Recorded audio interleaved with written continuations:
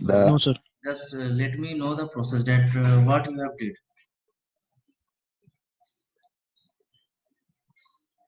Hello. Yeah, let me know the process कि आपने कैसे किया, how you did that problem. Yeah.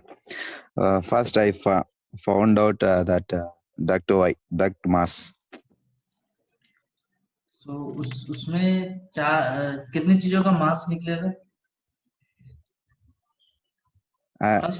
First, I calculated that entire duct mass. So that is mass of the duct. Yes. Mass of duct. And the mass of the angle. Yesterday's exercise. First is the mass of the duct. Second one is the mass of angle. Mass of angle. Anything else? The threading rod. Mass of GI. ये भी GI angle. GI threading rod. Sir, that angle also GI, sir? Yes. Okay. Anything else? That's so nice. Actually, I missed this third one. I calculated only the two. Any other? बाकियों ने कुछ किया है इसमें? Yes, sir. Sir मैंने mass of duct and mass of angle निकाला था sir. Angle mass of angle गलत आया मेरा, तो मैंने छोड़ दिया फिर क्वेरी के लिए. गलत आया ये कैसे पता चला आपको? सर GI सीट्स की सर GI का है एंगल का मटेरियल मुझे नहीं पता था, इसलिए मैंने छोड़ दिया. ओके. मास ऑफ सर मैंने ही बनाया सर, लेकिन ये नीचे का 8 नंबर का छोड़ दिया मैं. Okay. Mass of thread rod. Anything anyone? किसी को और कुछ इसमें इनपुट करना हो?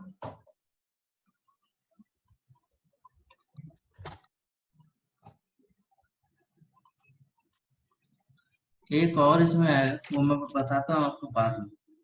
पहले आप ये बताएं कि मास ऑफ आपने जीआई डक्टिंग कैसे निकाला? Mass of GI ducting sir same process जैसे कि हमने कल वाले जो प्रॉब्लम में यूज की थी वैसे ही सर मास निकालना था. पहले वॉल्यूम और डेंसिटी लेकर. मास ऑफ जीआई डक्टिंग निकालने के लिए आपने क्या किया होगा? उसके टोटल सरफेस एरिया निकाला होगा. Twice width plus height. Width क्या था? Width 1000 मीटर में. हाइट क्या था? 1 metre. 0.5. 500 mm. Height multiplied by length. ये आ गया उसका क्या? Total surface area. It is multiplied by 2.2. 2.2 square meter, sir. That नहीं मैं आगे कर रहा हूँ. ये एरिया आ गया इसका. इसके बाद इसका थिकनेस ऑफ सीट क्या हो जाएगा? सिंस टोटल स्टैटिक प्रेशर जो है 0.0008. टोटल स्टैटिक प्रेशर जो है वो कितना था? 4 बताया मैंने भाई. 450 पास्कल. 450 पास्कल. मेरे पास नहीं है क्वेश्चन, इसलिए मैं आपसे पूछ रहा हूँ. 450 पास्कल. सो के लिए डक्ट का विड्थ 1000 है, तो 1000 किसके अंदर लाई करेगा? कौन से गेज के अंदर? 500 वाला 22 गेज सर. 22 गेज. 22 गेज. और 22 गेज का थिकनेस क्या होता है? 0.08. ये थिकनेस आ गया. अब Yes, इस थिकनेस को हम यहाँ पे मीटर में करना है, तो 0.8 ये एरिया इनटू वॉल्यूम आ जाएगा. 0.8 बाय 1000. ये पूरा वैल्यू क्या आ गया? वॉल्यूम आ गया. This value multiplied by what? Density. वो density. yes, sir. 7850 kg per meter cube. इससे जो वैल्यू आएगा you will get the value in kg. 25.12 kg. जो भी है, I don't know exact value आप एक बार 25.1241 and the number of seats will be 2. Number of seats नहीं, अभी तो मैं सिर्फ ये मास ऑफ हमने जीआई डक्टिंग निकाल दिया, मास ऑफ एंगल।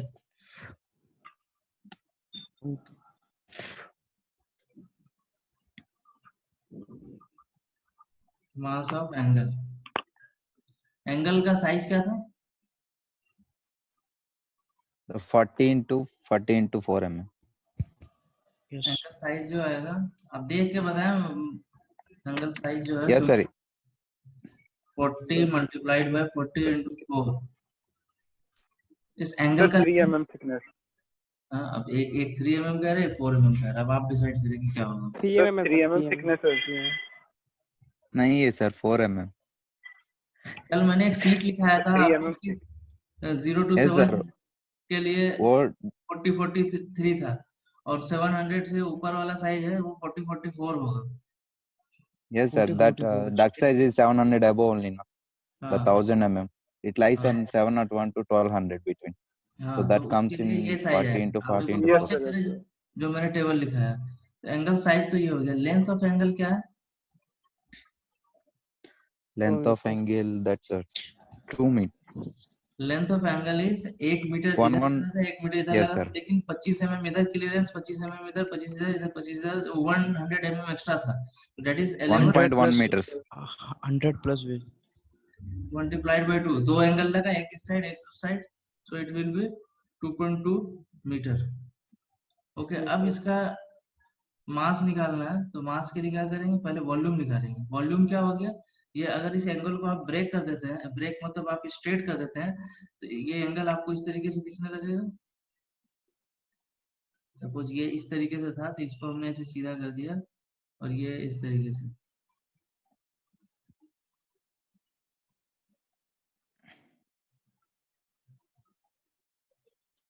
ये 40 था, ये 40 था, ये लेंथ L 1.1 के दूसरा था, मैंने डायरेक्ट लिख दिया 2.2 मीटर, और इसका जो थिकनेस है ये कितना है आपका? That is 4. 4 mm।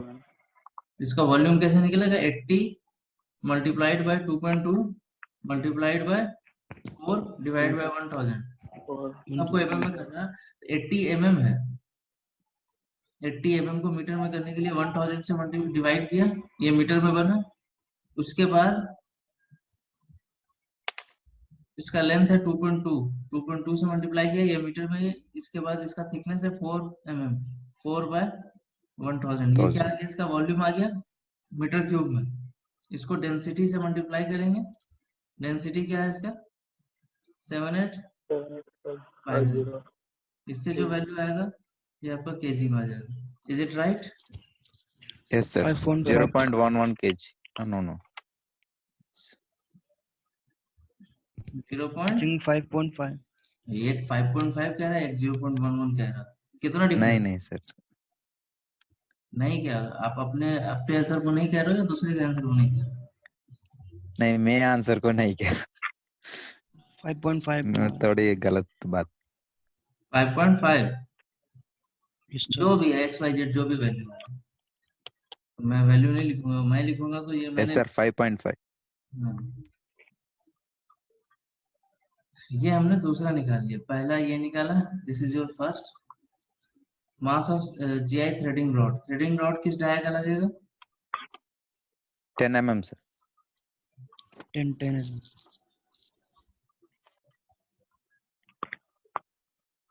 रॉड, इसका डाया क्या हो गया? 10 mm डाया। लेंथ कितना हो गया? सबको अगर कंबाइन कर दिया तो 1 मीटर इंटू 4 yes 4 मीटर हो गया। इतना ही थ्रेड रॉड लगेगा। इसका मास क्या हो गया? पाई आर स्क्वायर h। वॉल्यूम ऐसे ही निकलेगा, h is the length multiplied by its density.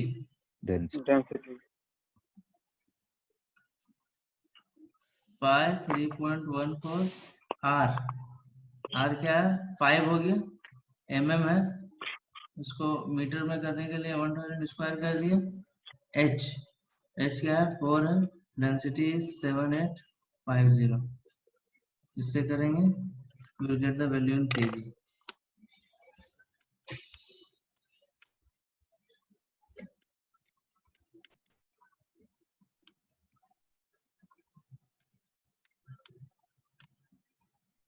Got it? Yes, sir. 2.67.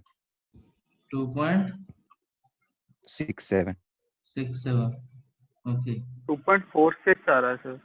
Okay आप एक बार डिसाइड करें क्या है।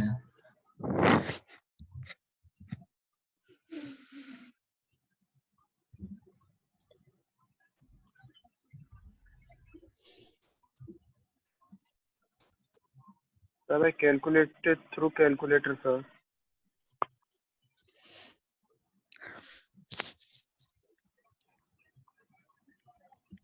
So 2.46.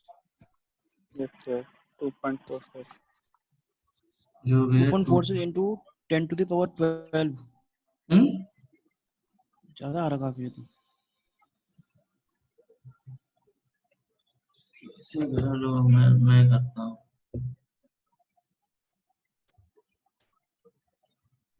3.14 multiplied by 5 multiplied by 5 multiplied by 4 multiplied by 7850 divided by 1.3360 2.46 Yes sir. yes 2.4649 right Mr. Sadawala same 2.4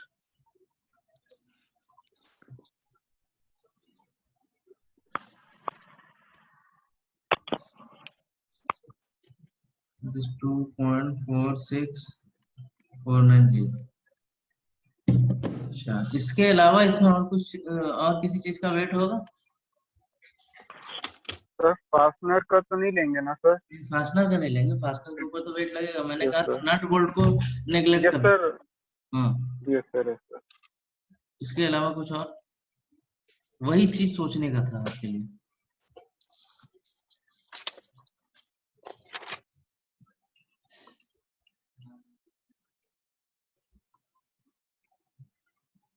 duct के अंदर sir जो sir hanging करने के लिए सर डक्ट को सर उसके लिए भी तो सर पाइप लगेगा सर कुछ क्या लगेगा ये सर हैंग करने सर के लिए सर कितने उसमें वो पाइप लेंगे सर डक्ट को डक्ट को हैंग करने के लिए हमने थ्रेडेड रॉड ऊपर से लिया थ्रेडेड रॉड पे एंगल लगाया और एंगल के ऊपर डक्ट को रख दिया यस सर हाँ सर उसके लिए भी सर कितनी लेनी पड़ेंगी सर रॉड है ना सर यहाँ पे सर हमें जैसे अभी 4 मेंशन है सर हाँ 1 मीटर का रुपया ना सभी का। ओहो मैंने बताया तो 1 मीटर का लेंथ है ये आपको देखना होगा आपके साइड के ऊपर बॉटम ऑफ डक्ट आपका क्या आ रहा है स्लैब से बॉटम ऑफ डक्ट तक का जो डिस्टेंस है वो वाला डिस्टेंस लेना होगा रॉड का लेंथ है 4 मीटर हमने इसलिए लिया क्योंकि एक एक मीटर का रॉड 4 जगह पे है एक सपोर्टिंग में 2 रॉड लगेंगे अब जितने सपोर्टिंग आप लगा रहे हैं उतने रॉड मल्टीप्लाई कर देंगे आप जो Sir, we need to consider the mass of air insulation. Duct के अंदर जो एयर फ्लो कर रहा है एयर का भी वेट होगा एयर का जो मास है वो मास निकालना है वो हम निकालेंगे तो अब उसके लिए 4th number that is mass of air निकालना है तो that is volume into density okay अब आप बताएं डेंसिटी ऑफ एयर जो है as per your ISA that is International Standard Atmosphere ISA International Standard Atmosphere 1.225 kg per meter cube Google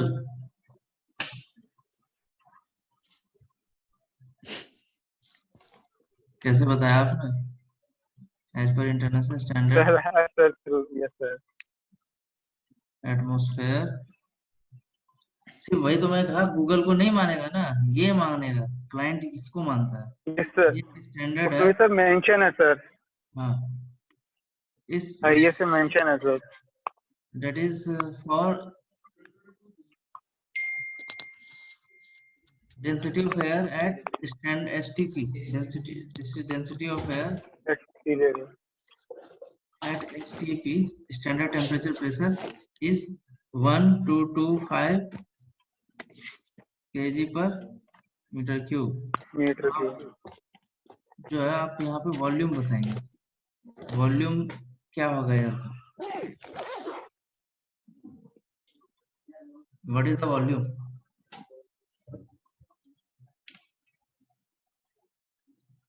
बताएं।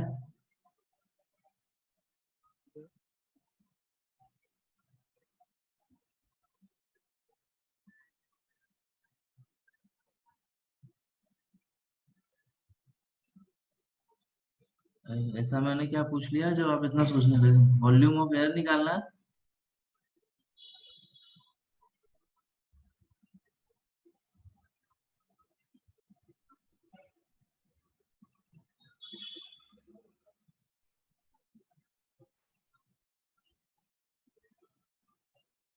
Am I audible?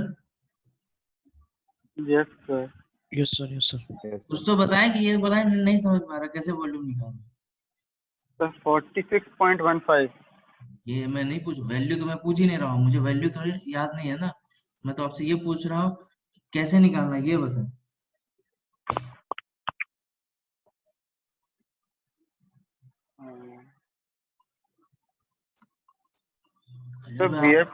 Value आप बता रहे हैं, आपसे मैं पूछ रहा हूँ कि आप कैसे निकाला आपने, वही नहीं बता रहे।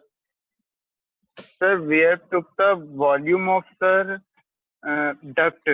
Yes. Sir, the air will flow through the duct, sir. यहाँ पे वॉल्यूम ऑफ डक्ट होगा।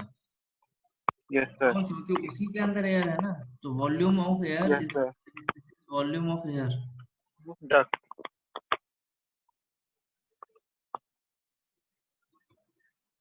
Volume of air, so volume that is equal to volume of duct. Volume of duct क्या है, लेंथ विड्थ और हाइट को multiply करना है। Length क्या था इसका, लेंथ था 1 मीटर, हाइट क्या है 0.5 मीटर, सॉरी विड्थ है 1 मीटर, हाइट है आपका 0.5 मीटर और लेंथ है 2 मीटर। ये वॉल्यूम हो गया, इसको हमने 1.225 से मल्टीप्लाई किया, तो ये जो वैल्यू आ जाएगा दैट इज इन केजी। तो हम टोटल मास जब निकालेंगे इन सबको सम करेंगे, टोटल मास क्या आ रहा है, अगर आप कैलकुलेट किसी ने किया है तो आप बताएं।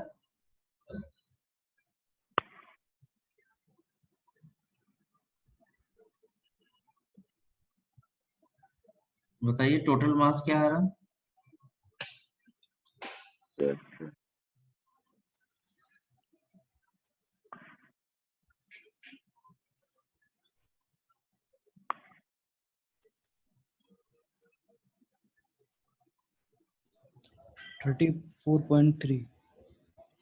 ये 34.3 है ये वाला वैल्यू।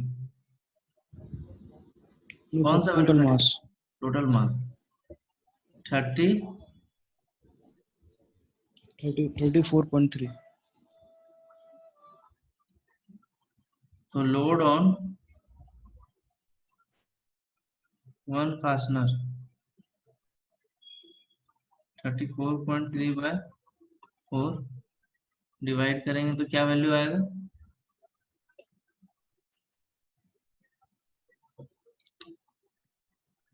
8.5 सर। 8.57। 8.57। एक फास्टनर जो है 8.58 फास्टनर। अब अगर जो हमारा फास्टनर हमने लिया है वो इस लोड से ज्यादा लोड को बियर कर सकता है, तो हमारा फास्टनर जो है वो सही सेलेक्टेड है। और फास्टनर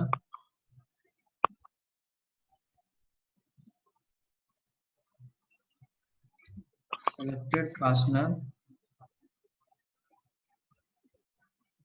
should bear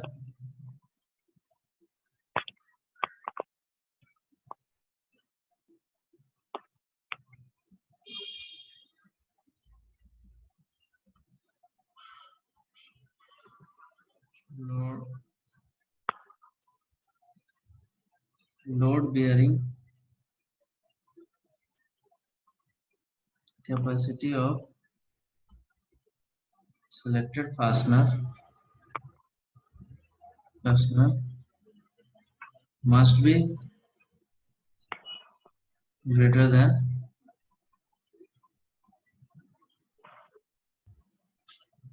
8.57. इस तरीके से हमें निकालना है। ओके, नाउ आते हैं हम इंसुलेशन के बारे में।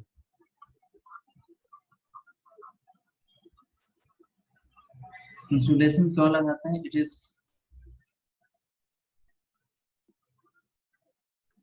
Is installed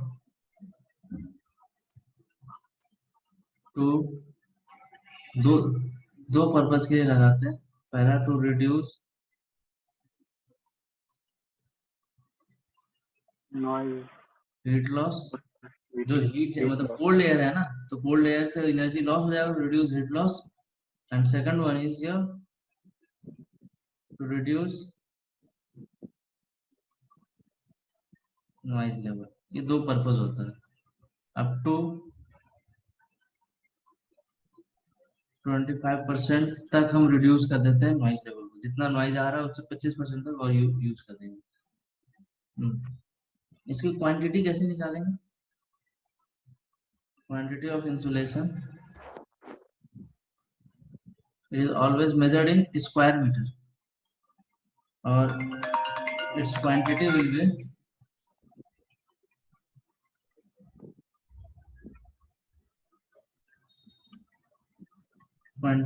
be equal to the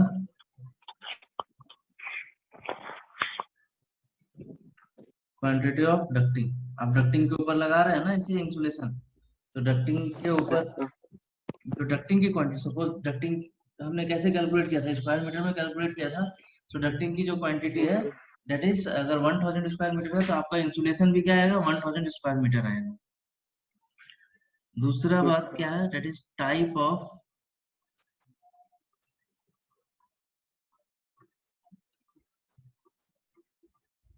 insulation. पहला क्या है कि that is outside the duct, duct के ऊपर करना। और second one is pre insulated duct, that is inside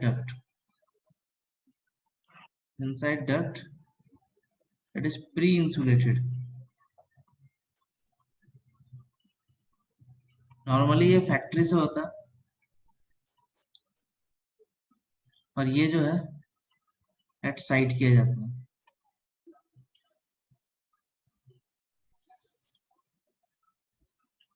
for insulation over the ducting मतलब ऊपर से अगर आपको करना है, for insulation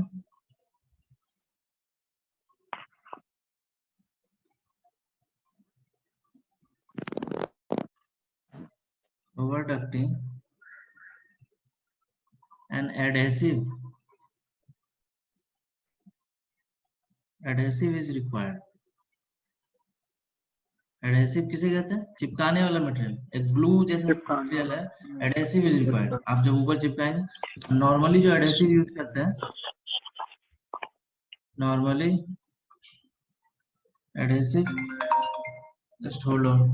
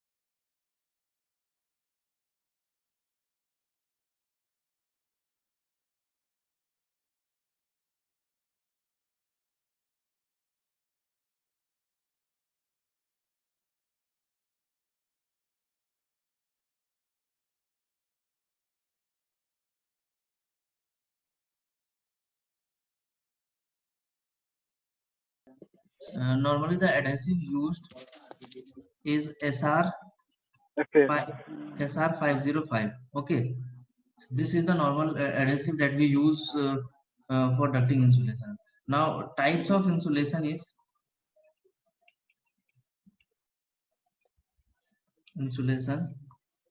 number one, that is your glass wool. Okay, so it is coming with three variants, 24 kg per meter cube, 3 variant density, then 32 kg per meter cube, and sir screen नहीं आ रहा है. Yes sir, yes. and that is 48 kg per meter cube. Second one is your nitrile insulation. Nitrile rubber जो होता है, इसका type अगर देखेंगे तो इसमें भी दो टाइप का होता है, एक ओपन सेल होता है, एक क्लोज सेल होता है. Close cell fire retardant type होता है.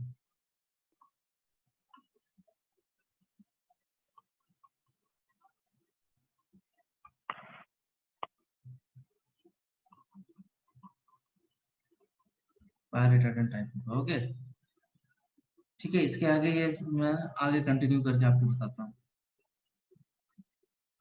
ये सेशन एंड हो रहा है तो मैं आगे आपको बताता हूँ. Excuse me, sir. Yes Sir, I have session and हो one, रहा है. sir. I searched. मैं Okay, आपको sir. Okay. दूसरे सेशन में डिस्कस करता हूँ. ओके.